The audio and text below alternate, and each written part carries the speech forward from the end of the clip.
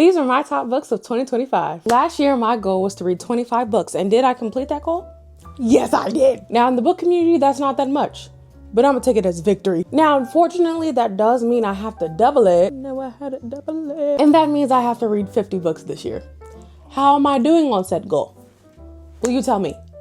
But that's not the point, okay? I want to talk about the past, not the current. So let's hop right in, shall we? On my Goodreads, I rated all of these books I'm going to mention to you at least 4 stars, 4.5 stars, or up. I listen to a mix of mediums, so I read the actual books, I listen to audiobooks, and I also have a Kindle e-reader. My best friend got it for me for Christmas. Speaking of which, I just got all of the supplies to decorate it, so if you want to decorate it with me, let me know in the comments. Now, starting with number 1.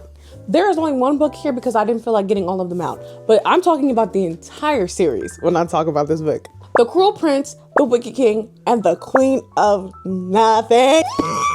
This was my introduction to fantasy, and that's important because I'm not a heavy fantasy reader. I'm trying to get into fantasy, but I am a core romance reader. My goal is to have every single book in her collection, to be honest. This story follows Ju Duarte, and she's with her family and her 2 sisters. They're chilling, minding their business. I think it was after school. Somebody was taking a nap, having a good time with mom and dad. This ogre of a man comes in and slaughters her mother and her father. Ju looks up, she's an orphan. Oddly enough, instead of this like ogre creature dude coming to kill her too, and her sisters and her and everybody that's just in the house, he takes them and kidnaps them, and then they are in this magical weird fantasy land. And the kicker is that she was so young that actually becomes her new normal. That is all she knows. That is who she is. Her identity is rooted in a place that she simply does not belong in. Plants and nature are trying to kill her all the time. The people there simply despise her, and she has to work 10 times as hard to keep up with all the people who were just naturally born there because they are creatures of that land. Luckily for her, even though this man killed her entire family, he happens to be somebody important in society, and so she gets privileges that most people don't. She gets to go to school, she gets to learn these skills right alongside the Prince of the High Court. Love this. Next was Out on a Limb by Hannah Bonham Young. When I tell you this is a story of like a slow burn love that has so much gentleness and respect in it, I'm so appreciative of the fact that they named this man Bo and call him Bo.